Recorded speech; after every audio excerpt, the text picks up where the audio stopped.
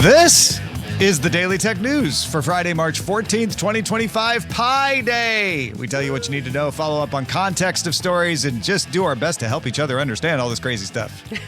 Today, Andy Beach lets us know there is interesting tech talk at South by Southwest in Austin, and we read your emails. I'm Tom Merritt. I'm Huyen Dow. Let's start with what you need to know with the big story. End-to-end encryption for RCS. Woo! Yay! The GSM Association announced it has added end-to-end encryption on the messaging layer security protocol of the RCS standard, which lets different platforms easily enable it. Translation: that thing that lets Android and iOS users send text messages with pictures better will now be more secure. End-to-end encryption means messages can only be seen at the endpoints, the users of the phone, not by cell phone companies, message app makers, etc. The GSM sets these standards and started working on this in September, specifically for use between Android and iOS. Apple and Google both support end-to-end encryption in their respective apps, but the RCS standard didn't make it easy to support it between platforms. And of course, the messaging apps themselves will now have to implement the standard to support it. To that end, Apple spokesperson Shane Bauer told 9to5Mac, "We will add support for end-to-end encrypted RCS messages to iOS, iPadOS, macOS, and watchOS in future software updates." As for Google, Ed Fernandez told The Verge, "We're excited to have this updated specification from GSM and work as quickly as possible with the mobile ecosystem to implement and extend this important user protection to cross-platform RCS messaging." Now, you'll notice neither of them said when they would do that, but the standard was just released today, so let's give them a minute. Hopefully it'll come in the next couple of months. But when a truly joyous day for blue and green bubbles alike, eh? It is. One less thing, one less excuse not to have, for us all to have nice things. For us, I do like the difference in messaging between the two with, a firm commitment, from Shane Bauer, but then, Google saying that they're excited. Yay. After all the millions of dollars we spent on ads, letting you know that RCS is a thing and, referencing all kinds of pop culture things. Yes. End-to-end encryption coming. Although I have to admit, I'm not really much, I don't know much about standards and how they're written and why they're written. And I suppose maybe it's not unfair. Maybe it's an unfair question, but why wasn't this in the standard to begin with? Is that a standard writing thing where we kind of start with the basics and then clump on? Is end-to-end really harder than we think? Yeah. Yeah, but there is support in RCS for end-to-end encryption. It was the cross-platform implementation thing that was the tweak.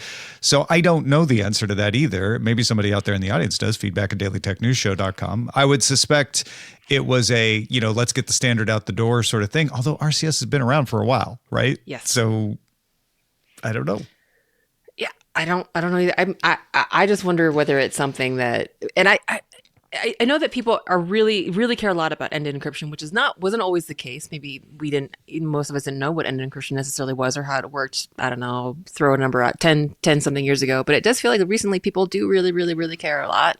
So I don't know, maybe that's just a muscle that we're all flexing now to worry about end-to-end encryption. Because I think that was one of the primary detractions, I guess, or just kind of sticking points when RCS first came out. That it still isn't end-to-end encrypted, so why would I use it? I'm just going to stick with my blue bubble friends. So I'm just curious. I'm not trying to poo-poo that we have it. No. It's a fair point, because I think a lot of people are like, well, I use WhatsApp anyway, which is end-to-end encrypted, yes. or I use KakaoTalk or Line or WeChat or whatever it is. So RCS isn't as good as them anyway, and it doesn't even have end-to-end encryption. Was something I definitely heard from people too. And I don't know that this is going to cause a firestorm of use. People that's it, I'm abandoning my messaging app for it. But, here in the backwaters of the United States, where we all still use SMS, it's a good thing to have. And it's just a good thing to have in the standard too, right? 100%. Because you will use RCS for things. Even if you rely on messaging apps, occasionally you're going to use that built-in text messaging app from your carrier. And it's a nice to have that sense of reliability that you don't have to wonder oh, wait, should I say that? in the off chance that it were to be overheard by somebody. Now you can rest assured that everything's encrypted. Absolutely. Happy days. Happy days. I did finally see for the first time the RCS, like I could see the little confirmations that showed me that my RCS message did reach my iPhone using Friend. And so in the near future, hopefully I will be assured that anything else I send him will be end-to-end encrypted. So I'll watch what I say for now. But nice. in a little bit, party's on, dude. Party's on. It still doesn't solve everything. No. Obviously, there's not support for everything. And the reason I say that is I just remembered texting someone from my iPhone. They had Android, and I just gave a thumbs up, right? And that doesn't translate yet in RCS. It says the person. Oh, actually, thumbs up now works. So this must have been before RCS implementation. But I know not everything works. And what happened was they said, I don't speak Korean. And I'm like, what are you talking about? I sent a thumbs up. And then I noticed I had my Korean keyboard up. So when it sent the message of like, the person has sent a thumbs up, it sent it in Korean. No way. Yeah. Oh. So it was still doing that. Okay. This must have been before RCS implementation. But yeah. Anyway, well, maybe it'll solve that too. That is really funny. Well, DTS is made possible by you, the listener, thanks to High Tech Okie, Chris Zaragoza, Jim Hart, and Clint Williams. Yay! There's more we need to know today. Let's get to the briefs. Well, Google announced Thursday that Gemini will get an experimental capability to customize its responses based on what Google knows about you. So if you already let Google know your search history, map data, shopping patterns, etc., now you can benefit from that, not just third-party advertisers. The service will start with search data before adding other services like photos and YouTube later. But even that could be useful. For example, it could use your recent food searches to inform a restaurant recommendation. The feature uses Gemini 2.0 flash thinking experimental AI model, a reasoning model that double checks answers before outputting them. Always a good idea. As such, it will examine queries to see if the answer might benefit from personal info. Now, this feature is opt-in and only available to people 18 or older. The model will show what data sources it used and always display a link you can use to turn off access. It's available in the model drop-down menu on the web and will slowly roll out to mobile users. It supports 40 languages in the majority of Gemini's countries, but not the European Economic Area, which is the UK plus Liechtenstein, Iceland, and Norway, Switzerland, or the UK. And as an alternative, the latest version of OpenAI's ChatGPT beta can be selected as a default option for Assistant in Android. I love this, and I know there are people wanting to find a privacy violation here, but I would remind everyone that this is data they already have. So if there is a privacy violation, it was already happening. They are just giving it to Gemini. Now, I guess the worry would be like, well, what if they use that as training data because you put it in Gemini and then it accessed it? Google says it shouldn't work that way. But for me, I feel like, well, if I'm properly restricting what Google has access to me, and I'm okay with them having certain things, then I shouldn't be less okay with them using Gemini to customize the response, because that's super helpful. Absolutely. And this is not unlike things that I feel like this reminds me of some features that we missed from back in the day, like at a glance and things like that, where Google would kind of proactively look at some of your things. For example, just easy things like your calendar, and then just show you information that could be useful to you, like cards, or the typical, oh, you need to leave by so-and-so time because, you're going here at this time. It'll take this much time. So taking all the Gen AI hesitation and things like that. It's not things that we haven't done. Not to say that it's not to say that you should just be like very flippant about where your data goes with Google now that you have it. But I think you're correct. I think this is not different than the kind of permissive, however permissive you are with Google already. Yeah. You should pay attention to what you're allowing Google to have first, and then let them make use of it since they already have it for you. And I think that's good. And they can make use for you of things in Gemini that they are not allowed to make use of for third-party advertisers because of various regulations. So that's good too. I think this is a big advantage for Google over OpenAI because they do know so much about so many people. Always is the advantage with Google. They are, especially for those of us who are like, yeah, they already got my stuff. So do something cool with it. Speaking of Google, they've released a fix for Chromecast second generation and Chromecast audio devices that were returning an untrusted device error. Speculation has been that a baked-in certificate in the devices expired. Google has not said what the bug is, but that seems to be the best guess, and it kind of fits the facts.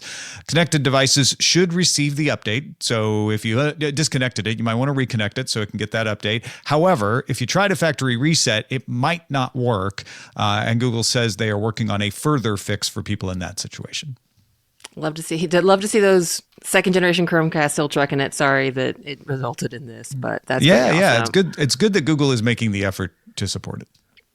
Well, the Cyber Administration of China announced new rules Friday that require service providers to label content generated by a machine as of September 1st. The labels can be visible or in metadata. App Store operators must check with developers and review their labeling mechanisms. Now, some content can be provided without labels as long as it complies with other relevant regulations. Also, good news for Huawei. According to Counterpoint, Huawei's Harmony OS passed iOS in Chinese market share in 2024 to reach 19%. But also, I have bad news for Huawei. Police are investigating several addresses in Belgium and Portugal and have arrested several people on allegations of bribery of EU parliamentary officials. 2 European Parliament offices have now been sealed as a result.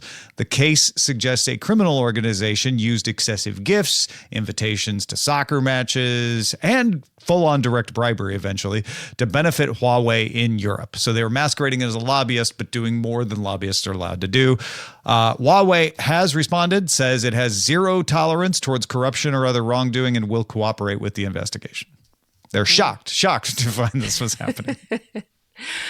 Well, phone maker Xiaomi said Thursday that it will sell its phones in India with PhonePay's Indus App Store pre-installed. Indus will replace Xiaomi's own Get Apps store. Google Play will continue to be installed as well. Indus App supports 12 Indian languages and promises to charge no fees for in-app purchases. So developers are going to like that. That's a good way to get developers on board, and they've been pretty successful with that.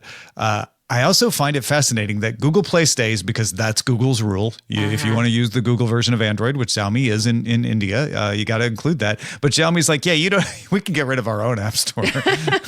You pay us enough, that's fine. So, PhonePay has a pretty good reputation in India for the most part. So it's familiar, and that's likely to help it too, where people go, oh, I know them, so I'll use their app store. We'll see if it works. 100%.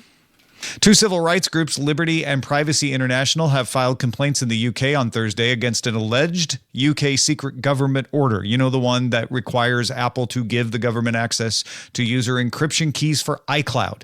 Since the reports of such an order surfaced, Apple ended its advanced protection program in the UK, which let users store encryption keys on their own devices, where they would be unavailable to Apple or the government. However, the law does not let Apple acknowledge that they have received an order, so there has been no public confirmation of it. Apple has reportedly filed its own legal challenge to this as well, but they couldn't talk about that either. And a side note to the story, if you go and read about it or if you've heard about it elsewhere, you'll hear the acronym TCN related to these stories. TCN stands for Technical Capability Notice. That is the notice that the government sends to a company when it orders them to have the technical capability to comply with a court order. So you might hear that the UK sent a TCN to Apple. That's them saying you need to be able to comply to a court order. We don't know that any court orders have ever been issued requiring Apple to hand over any information. It's just this TCN says you need to be ready in case we have one. I just like the idea that Apple kind of gave off some not explicit warnings, but just like some body language, as if Apple was an entity that had body language, and Liberty and Privacy International was like, "We coming, we got you." Yeah, it just came to its rescue. Yeah, well, it's kind of it's so tortured to explain because you can't say it has happened, because we don't actually know it's happened, but it's pretty clear it happened from their actions. And then this court case from the two civil rights groups has to be like, if this has happened, then we want this to happen. So the court has to go find out. And they also want the Apple challenge to be made public as well. I doubt they're going to succeed on that, but it's interesting that they requested that. Smoke fire. Yeah. Well, Bloomberg's Mark Gurman says Apple will update software later this year to enable live translation in Apple AirPods. Google Pixel Buds and others have had the capability for a few years now. Reuters has 4 sources who identified cryptocurrencies Russia has been using to buy and sell oil with China and India. Russia made it legal to use cryptocurrencies for international trade last summer, so it's not like this is a surprise. Some companies have been using Bitcoin and the stablecoin Tether. Tether is tied to the US dollar, so if you used one Tether, that's $1. Countries like Iran and Venezuela also use cryptocurrencies for international trade. This is far from a widespread movement, but it is interesting to see that the sanctions against these countries are raising the use of international cryptocurrencies. Honhai, aka Foxconn, reported a 13% drop in income and blamed slow iPhone sales in China. The company also makes servers for data centers and expects sales there to double this quarter. The company is building data centers in multiple locations, including the world's biggest AI server assembly plant in Mexico. Foxconn also supplies Nintendo, which will be launching a new Switch later this year. Yeah, this is a confusing one for some people because they're like, wait, Foxconn dropped? Is that bad for AI because of DeepSeek? And Foxconn is saying no, but I guess we'll find out. We'll be fine. We'll be fine. Those are the essentials for today. Let's dive a little deeper into some ongoing stories and follow-up. All right, well, the buzz about South by Southwest Interactive in Austin this year was often about how it was smaller. So today, Tom talked to Andy Beach about what did happen there, from AI to podcasting and more. Andy, thanks for joining us, man, especially to give us the broad overview of South by Southwest. I appreciate it. Yeah, I feel bad. I can only speak to where media and AI overlapped in it, but it really did show up in a lot of different panels. So I want to sort of dive into it. Yeah, I think a lot of people were hearing the message of like, oh, interactive is dying, or, you know, it's shrinking. But there was still really good stuff that you identified here. Take us through some of the highlights. Yeah, absolutely. And I'm referencing a Business Insider article that I thought did a great job of really summarizing a lot of the different diverse perspectives and opinions you were seeing there. But it really boiled down to sort of 4 or 5 memorable areas. One, obviously, was the AI debates. There were multiple different panels, both for film and TV production, that talked about sort of their anxiety around where AI lives. And a lot of it was around intellectual property and what they're getting into when they submit their content to a model. Also, what are the implications of, that potentially being part of the training data? There's a lot of fear around how big tech will continue to dominate the creative role or the creative autonomy that's there. And they want to make sure that isn't missed. They also, of course, were talking about actor compensation when it comes to the studio system and how the business behind this works. So less about the AI and more about that. Everybody, by and large, though, was bullish on the notion that we are going to be seeing more AI adoption, but we're probably not seeing like a completely AI-generated film anytime soon. It's going to be something where the AI is in that assistant role, helping create in a variety of places in the workflow. Yeah, so more information around the trends that we've been seeing in these kinds of debates, it sounds like. Yeah. There was also a lot about content, about the kinds of content that are becoming popular. Yeah, and this was an interesting one that came up in 2 different panels about the rise of sort of conservative friendly entertainment. And you kind of think maybe this has to do with the recent Trump election in the US. Sure. And they did call out Amazon that has greenlit both a Trump-related show and a documentary about Melania. But there also was a general feeling that in the world of politics has generally been more conservative in the last 2 years of elections. And that has globally led to there being more conservative content that is being generally made to that market. So was the South by Southwest crowd What was their attitude towards that that increase in content? You know, it was interesting. I think what it made them realize is that there is a acknowledge that it's there and that it exists, and have more thoughts around what the impact of social messaging and political messaging in your content is. Are you driving away an audience? Are you bringing in an audience as part of that? And that tended to be the tenor of the conversation. There was also a lot of talk about the continuing change to the landscape of the industry. Yeah, these last two sort of go hand in hand, and so I'll talk both about them. But really, the top level was industry fragmentation, which has been a thing that we've been seeing. Now, I've talked recently about how the streaming part of the business is sort of collapsing or contracting, and we're seeing fewer of those. But we are seeing more ways that people want to consume content outside of just a OTT streaming or even traditional cable.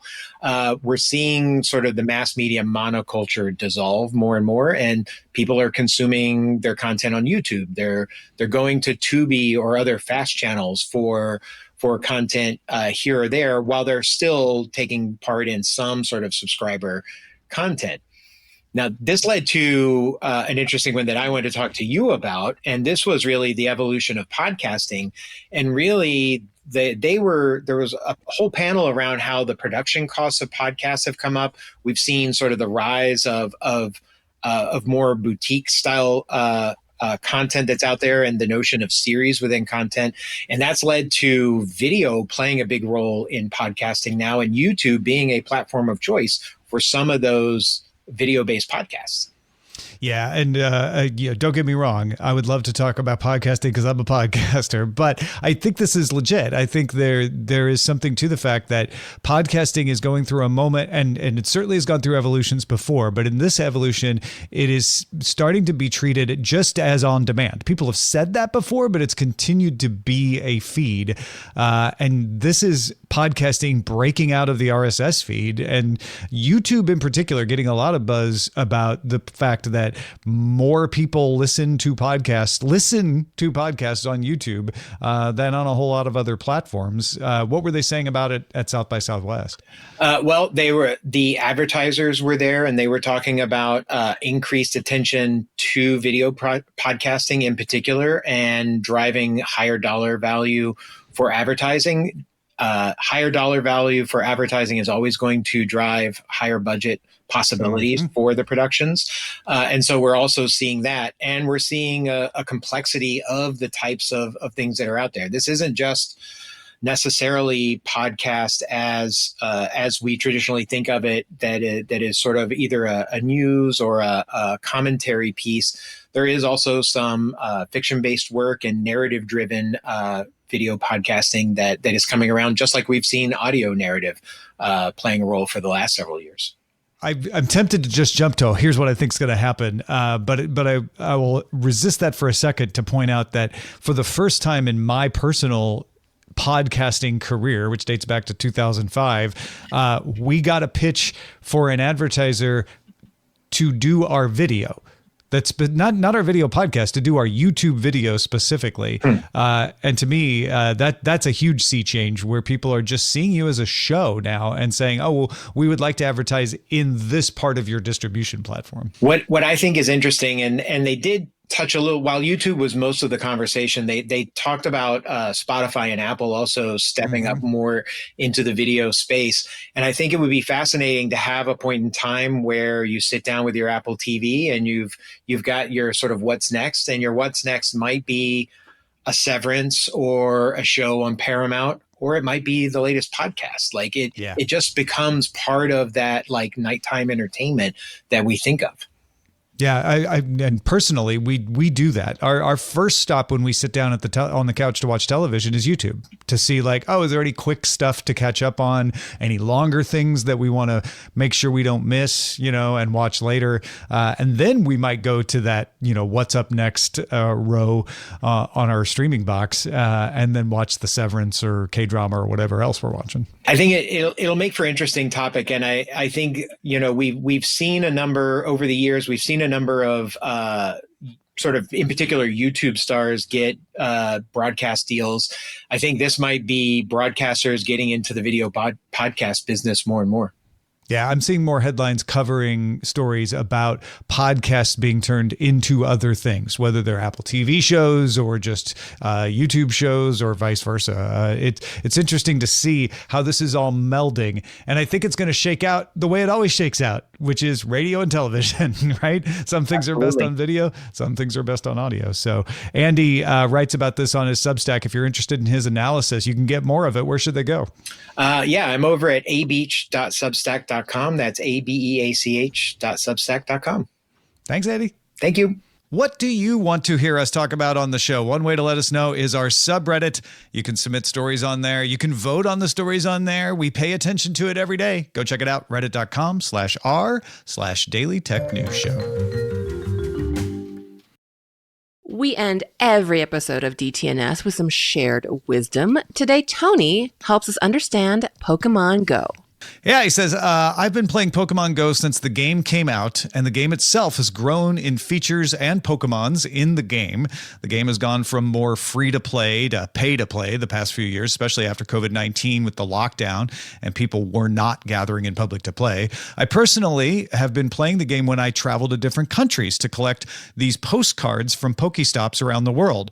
I got a free Fendi hoodie for my character in-game when I was traveling in London and stopped by the Pokestop at the first Harrods department store.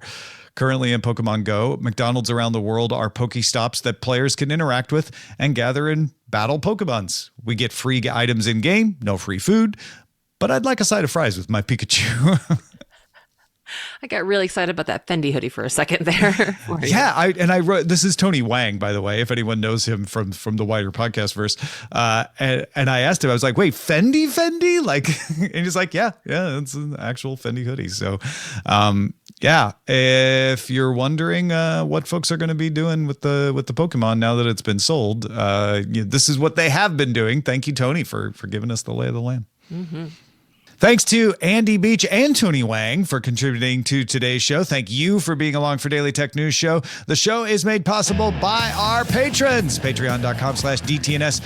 DTNS also has a live version if you want to hang out and chat with us. YouTube and Twitch is the place to go for that. You can find out details at dailytechnewsshow.com. Talk to you tomorrow.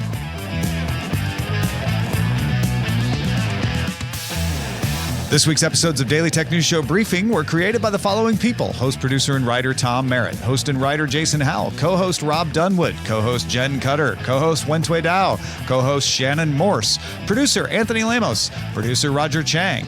Editor Hammond Chamberlain. Editor Victor Bognot. Science correspondent Dr. Nikki Ackermans. Social media producer and moderator Zoe Detterding. Our mods, Beatmaster, W. Scottus1, BioCow, Captain Kipper, Steve Guadarrama, Paul Reese, Matthew J. Stevens, a.k.a. Gadget Virtuoso, and J.D. Galloway. Mod and video hosting by Dan Christensen. Music provided by Martin Bell and Dan Luters. Art by Len Peralta. Acast ad support from Tatiana Matias. Patreon support from Tom McNeil. Our guests this week were Andy Beach, Bodie Grimm, and Brian Ibbett. And thanks to all the patrons who make the show possible.